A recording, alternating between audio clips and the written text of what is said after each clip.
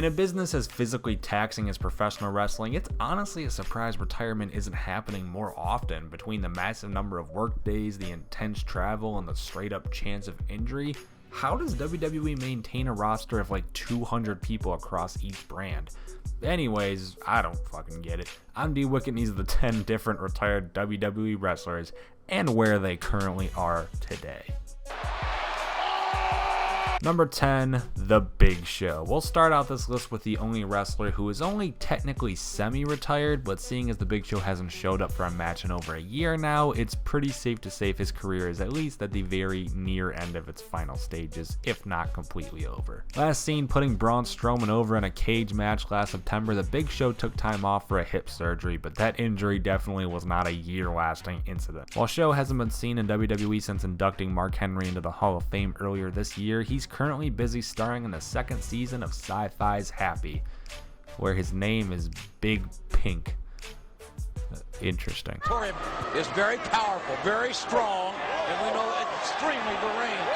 And look at Gail Kim in that mount position, and Gail Kim holding on, and victorious out. Number 9, Gail Kim. Gail Kim may have left the WWE in grand fashion many years ago, literally walking out during a battle royal, the badass. But that wasn't necessarily the end of her in-ring career. See, Kim continued on her pro wrestling career with WWE's competitor TNA, the company that actually used her properly in the long run. Bound for Glory 2017 saw her final matchup where she pinned Sienna for her record 7th and final Knockouts Championship, pulling a Trish Stratus and retiring with the belt around her waist. Instead of leaving the company behind, Gail decided to give back to TNA by becoming a producer and a road agent, working alongside the female talent on the roster.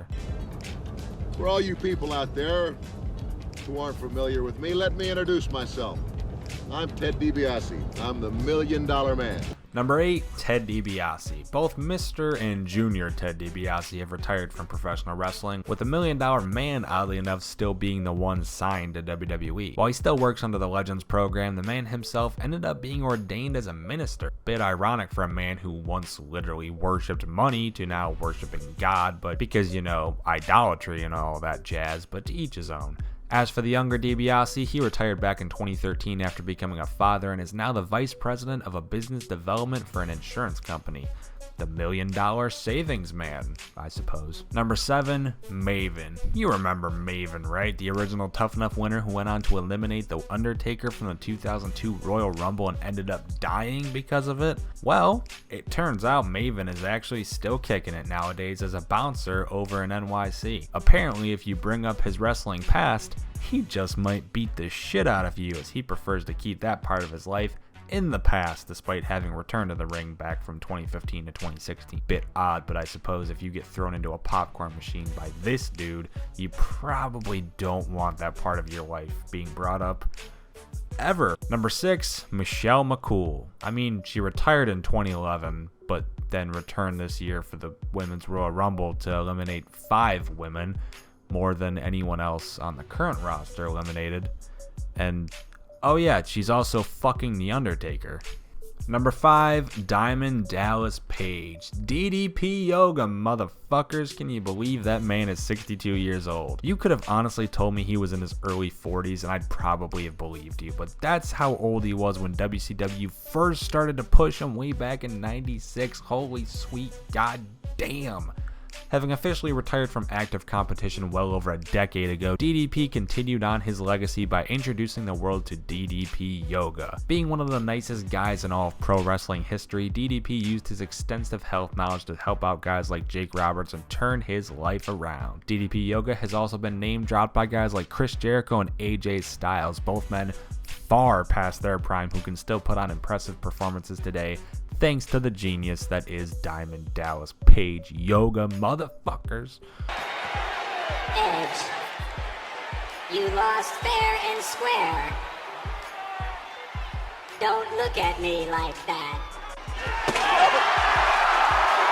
Number 4, Edge. Way back around WrestleMania 27, Adam Copeland, the man we all knew as the Rated R superstar, was forced into retirement due to a neck injury. Vacating the World Heavyweight Championship in the process, Edge came out to deliver one of the most heartwarming and emotional monologues in WWE history as he announced his retirement.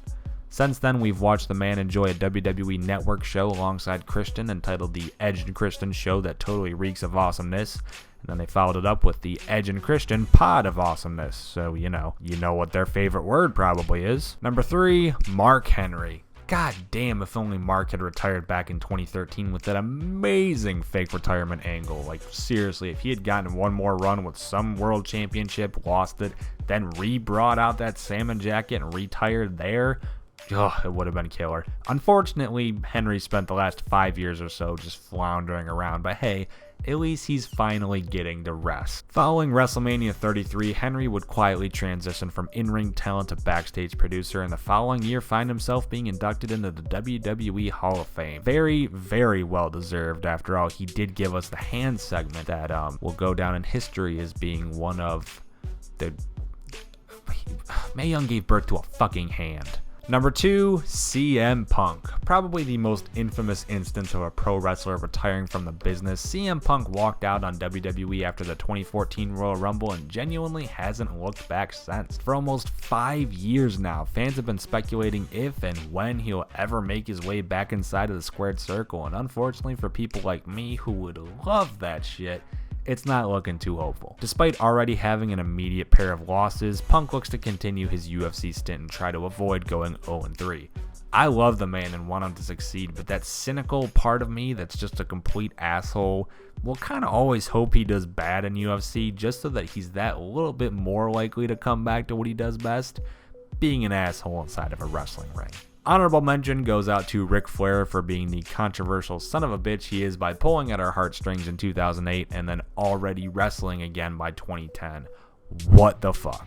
And number 1, Shawn Michaels. If Punk's retirement is the most infamous, Edge's is the most pure, and Ric Flair's is the most controversial, Shawn Michaels's has to be the most legendary retirement of all time, probably the most famous, most beloved. Yeah, those are all pretty fair. Putting on 2 of the greatest matches of all time against The Undertaker at consecutive WrestleManias and one of the greatest told stories in wrestling history, Shawn's loss of sanity over conquering the streak and eventual failure was so well done that the man himself stayed true to his retirement just out of respect to The Undertaker and the fans alike. And would you look at that, WWE Crown Jewel will apparently see HBK return to the ring because fuck everything that I just said.